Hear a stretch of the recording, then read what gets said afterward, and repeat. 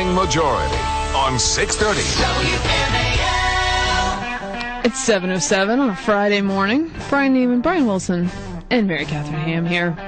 So the president's dealing with a lot right now. The Obama administration facing the Fast and Furious issues, yes. Solyndra issues. Right. I'm sure there are others I'm not thinking of. Boeing, the Boeing, NLRB, and Gibson. So the scandalos. Ooh. They're piling up for the administration. So we're talking today to Eli Lake, great reporter, working now for the Daily Beast and Newsweek. And he is breaking some more stuff that the White House might have to worry about. How's it going, Eli? It's going great. Thanks for having me on. Yeah, sure. So tell me about this story. The allegation here is that the White House perhaps pressured a general in his to change congressional testimony to help out a company that is headed by or is invested in by a big Democratic donor. Is that correct? That's correct. The company is called Light Squared, and what they want to do is take a portion of the overall broadband wireless spectrum and open that up and kind of be the next Verizon.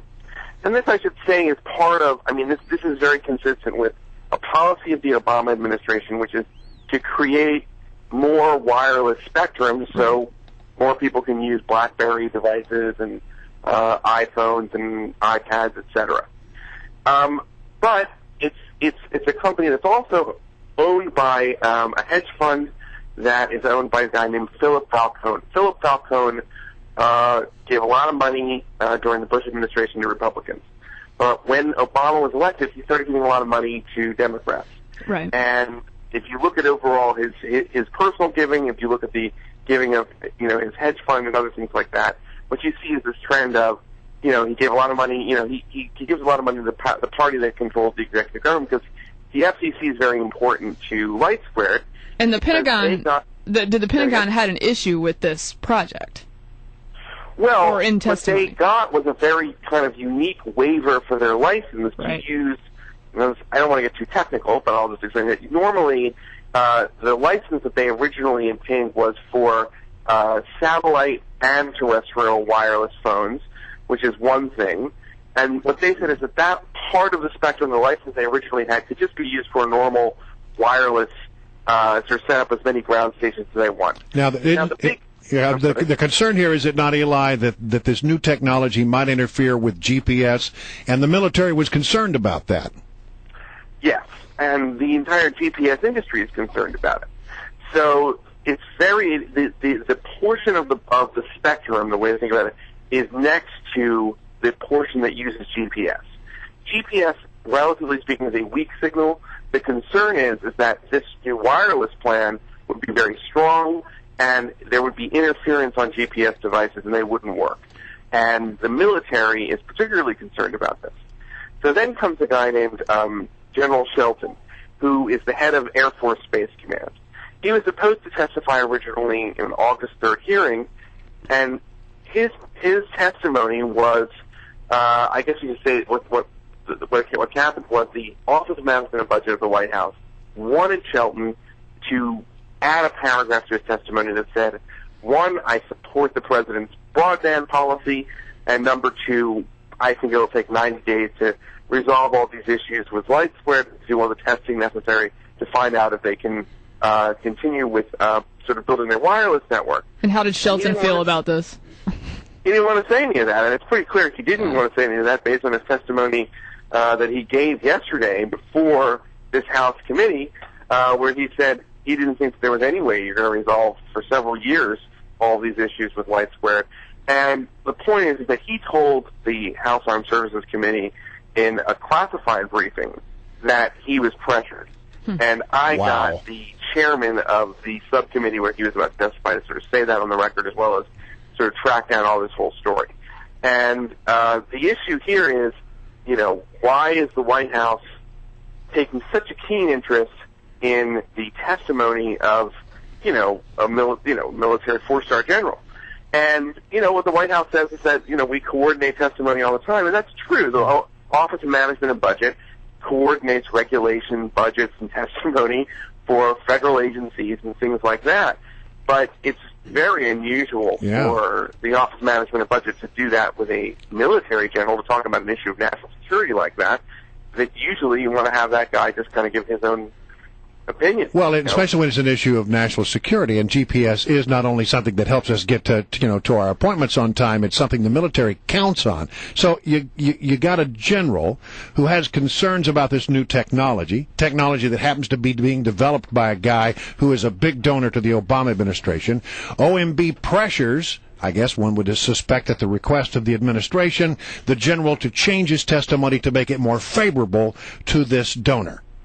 That doesn't sound very good. Say, I was not the first person to start writing about this. An outfit called the Center for Public Integrity, which has gone after plenty of Republicans, has a pretty thick rap sheet on this issue. They did not have this part of the story, but they have used Freedom of Information Act requests to get.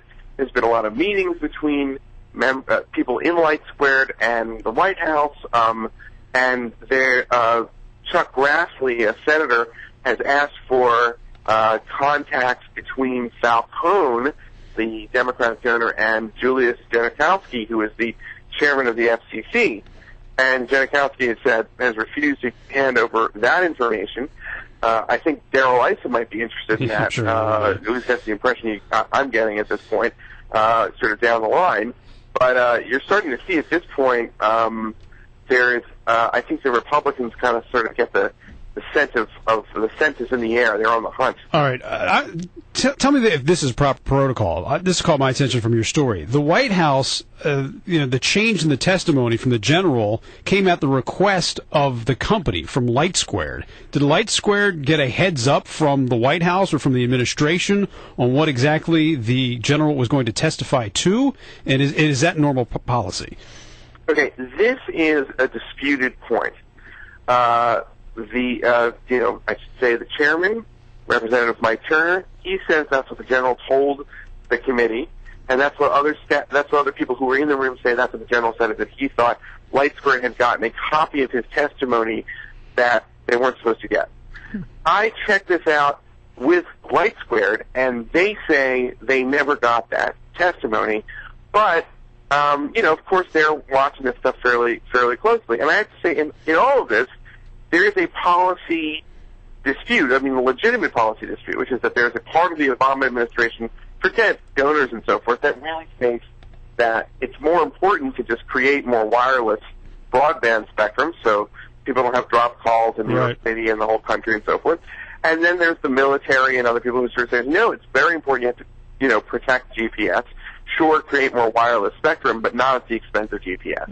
And that's a legitimate policy debate in the Obama administration right now. Well, quickly, do you get the sense that the reason why the White House was pushing this and in favor of Light Squared was because of Philip Falcone and the fact that he was giving money to Democrats, as you said before, he'd given money to Republicans before, or is it the fact that they just actually like this product and they like this technology and they think that would be good for the country? Well, at this point, I have to say I'm still investigating the story, and I don't want to prejudice my further investigation. Okay. So I couldn't say that. What I can say is that there are lawmakers who've looked at this who think that that's why this happened. What I cannot say is that that's definitive yet, but I would say that I think that this is going to be the beginning of a major investigation for the White House, and it's going to get into some pretty interesting areas because. Philip Falcone owned partly a company called Light Terra that had investments from Genachowski, and at one point even Barack Obama. So there's a personal kind of Harvard connection between Genachowski and Obama. He also made a ton of money betting against the housing industry, betting against subprime mortgage. Right, and that's how Falcone made his money. And Falcone's had a lot of problems with other federal agencies as well. The SEC is investigating him. And so forth. All right. Great stuff, Eli. Thank you so much for coming on the show.